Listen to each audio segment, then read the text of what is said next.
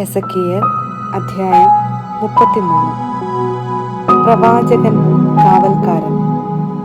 കർത്താവ് എന്നോട് അരുളിച്ചെയ്തു, മനുഷ്യപുത്ര, നീ നിന്റെ ജനത്തോട് പറയുക, ഞാൻ ഒരു ദേശത്തിന്റെ മേൽ വാൾ അയക്കുകയും ആ ദേശത്തെ ജനം തങ്ങളിലൊരുവനെ കാവൽക്കാരനായി നിയമിക്കുകയും വാൾ വരുന്നത് അവൻ കാണുകയും കാഹളം മൂതി മുന്നറിയിപ്പ് കൊടുക്കുകയും ചെയ്യുന്നുവെന്നിരിക്കട്ടെ.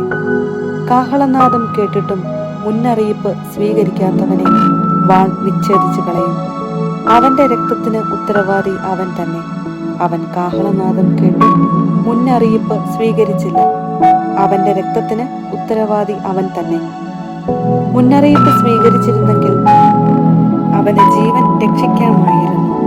വാൾ വരുന്നത് കണ്ടിട്ടും കാവൽക്കാരൻ കാഹളം മുഴക്കാതിരുന്നത് മൂലം ജനത്തിന് മുന്നറിയിപ്പ് കിട്ടാതെ അവരാരെങ്കിലും വധിക്കപ്പെട്ടാൽ അവൻ തന്റെ അകൃത്യത്തിലായിരിക്കും വധിക്കപ്പെടുക. എന്നാൽ അവന്റെ രക്തത്തിന് കാവൽക്കാരനോട് ഞാൻ പകരം ചോദിക്കും.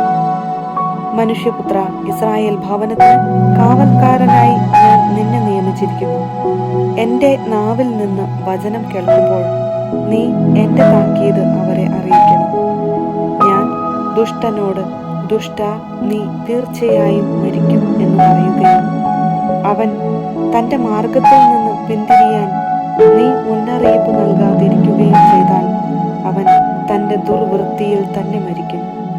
എന്നാൽ അവന്റെ രക്തത്തിന് ഞാൻ നിന്നോട് പകരം ചോദിക്കും. ദുഷ്ടനോട് തന്റെ മാർഗത്തിൽ നിന്ന് പിന്തിരിയാൻ നീ താക്കീത് കൊടുത്തിട്ടും അവൻ പിന്തിരിയാതിരുന്നാൽ അവൻ തന്റെ ദുർവൃത്തിയിൽ തന്നെ മരിക്കും. എന്നാൽ നീ നിന്റെ ജീവനെ രക്ഷിക്കും, അനുതപിച്ചാൽ ജീവിക്കും. മനുഷ്യപുത്ര, ഇസ്രായേൽ ഭവനത്തോട് പറയും, ഞങ്ങളുടെ അതിക്രമങ്ങളും പാപങ്ങളും ഞങ്ങളുടെ മേൽ ഉണ്ട്. അവ മൂലം ഞങ്ങൾ ക്ഷയിച്ചു പോകുന്നു. ഞങ്ങൾക്ക് എങ്ങനെ ജീവിക്കാൻ സാധിക്കും എന്ന് നിങ്ങൾ പറഞ്ഞു. അവരോട് പറയുക, ദൈവമായ കർത്താവ് അരുളി ചെയ്യുന്നു, ഞാനാണെ ദുഷ്ടൻ മരിക്കുന്നതിലല്ല, അവൻ ദുഷ്ടമാർഗത്തിൽ നിന്ന് പിന്തിരിഞ്ഞ് ജീവിക്കുന്നതിലാണ് എനിക്ക് സന്തോഷം. പിന്തിരിയുവിൻ, തിന്മയിൽ നിന്ന് നിങ്ങൾ പിന്തിരിയുവിൻ. ഇസ്രായേൽ ഭവനമേ, നിങ്ങൾ എന്തിനു മരിക്കണം? മനുഷ്യപുത്ര, നീ നിന്റെ ജനത്തോട് പറയുക, നീതിമാൻ ദുഷ്കൃത്യം ചെയ്താൽ അവന്റെ നീതി അവനെ രക്ഷിക്കുകയില്ല. ദുഷ്ടൻ ദുർമാർഗത്തിൽ നിന്ന് പിന്തിരിഞ്ഞാൽ അവൻ തന്റെ ദുഷ്ടത മൂലം നശിക്കുകയില്ല. നീതിമാൻ പാപം ചെയ്താൽ തന്റെ നീതി മൂലം ജീവിക്കാൻ അവന് സാധിക്കുകയില്ല. ഞാൻ നീതിമാനോട് അവൻ തീർച്ചയായും ജീവിക്കുമെന്ന് പറയുകയും അവൻ തന്റെ നീതിയിൽ വിശ്വാസമർപ്പിച്ച് തിന്മ പ്രവർത്തിക്കുകയും ചെയ്താൽ അവന്റെ നീതിനിഷ്ഠമായ ഒരു പ്രവൃത്തിയും ഞാൻ ഓർക്കുകയില്ല. അവൻ തന്റെ ദുഷ്കൃത്യത്തിൽ തന്നെ മരിക്കും. എന്നാൽ ഞാൻ ദുഷ്ടനോട് നീ തീർച്ചയായും മരിക്കും എന്ന് പറയുകയും അവൻ ദുർമാർഗത്തിൽ നിന്ന് പിന്തിരിഞ്ഞ് നീതിയും ന്യായവും പ്രവർത്തിക്കുകയും തന്റെ വാഗ്ദാനം നിറവേറ്റുകയും കവർച്ച വസ്തുക്കൾ തിരികെ കൊടുക്കുകയും ജീവന്റെ പ്രമാണങ്ങൾ പാലിക്കുകയും തിന്മ പ്രവർത്തിക്കാതിരിക്കുകയും ചെയ്താൽ അവൻ തീർച്ചയായും ജീവിക്കും, അവൻ മരിക്കുകയില്ല. അവൻ ചെയ്തിട്ടുള്ള യാതൊരു പാപവും അവനെതിരെ ഓർമ്മിക്കപ്പെടുകയില്ല. അവൻ നീതിയും ന്യായവും പ്രവർത്തിച്ചിരിക്കുന്നു, അവൻ തീർച്ചയായും ജീവിക്കും. എന്നിട്ടും കർത്താവിന്റെ മാർഗം നീതിരഹിതമാണെന്ന് നിന്റെ ജനം പറയുന്നു. നീതിരഹിതമായത് അവരുടെ തന്നെ മാർഗമാണ്. നീതിമാൻ നീതിയിൽ നിന്ന് വ്യതിചലിച്ച് തിന്മ പ്രവർത്തിച്ചാൽ അവൻ അതിനാൽ മരിക്കും. ദുഷ്ടൻ ദുഷ്ടതയിൽ നിന്ന് പിന്തിരിഞ്ഞ് നീതിയും ന്യായവും പ്രവർത്തിച്ചാൽ അവൻ അതിനാൽ ജീവിക്കും. എന്നിട്ടും കർത്താവിന്റെ മാർഗം നീതിരഹിതമാണെന്ന് നിങ്ങൾ പറയുന്നു. ഇസ്രായേൽ ഭവനമേ, നിങ്ങൾ ഓരോരുത്തരെയും അവരവരുടെ പ്രവൃത്തികൾക്ക് അനുസൃതമായി ഞാൻ വിധിക്കും.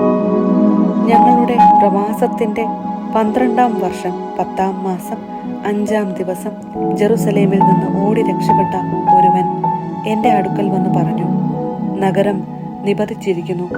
രക്ഷപ്പെട്ടവൻ എന്റെ അടുക്കൽ വന്നതിന്റെ തലേ ദിവസം വൈകുന്നേരം കർത്താവിന്റെ കരം എന്റെ മേൽ വന്നു.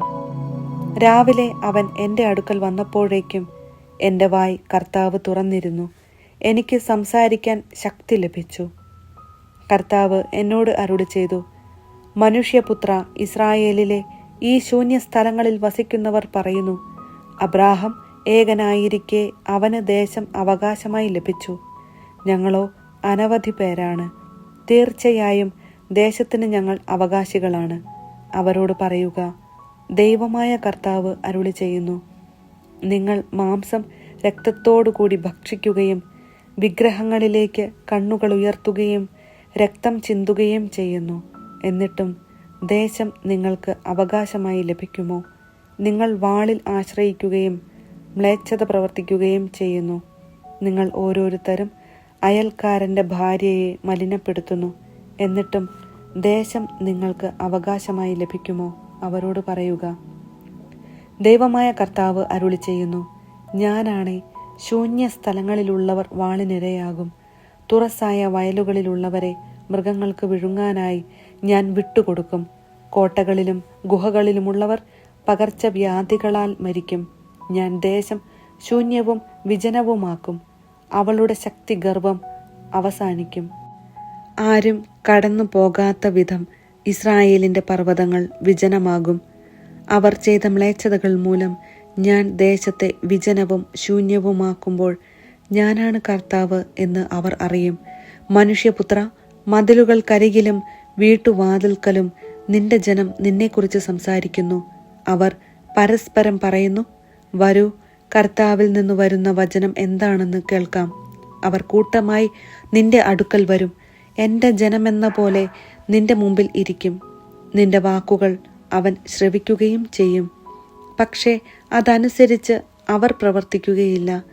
കാരണം തങ്ങളുടെ അധരങ്ങൾ കൊണ്ട് അവർ അതിയായ സ്നേഹം കാണിക്കുന്നു. അവരുടെ ഹൃദയം സ്വാർത്ഥ ലാഭത്തിൽ ഉറച്ചിരിക്കുന്നു.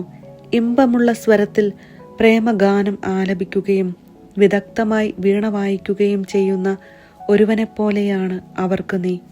കാരണം നിന്റെ വാക്കുകൾ അവർ കേൾക്കുന്നു, എന്നാൽ അവർ അത് അനുവർത്തിക്കുകയില്ല. എന്നാൽ അത് സംഭവിക്കുമ്പോൾ അത് സംഭവിക്കുക തന്നെ ചെയ്യും. തങ്ങളുടെ മധ്യത്തിൽ ഒരു പ്രവാചകൻ ഉണ്ടായിരുന്നു എന്ന് അവർ അറിയും.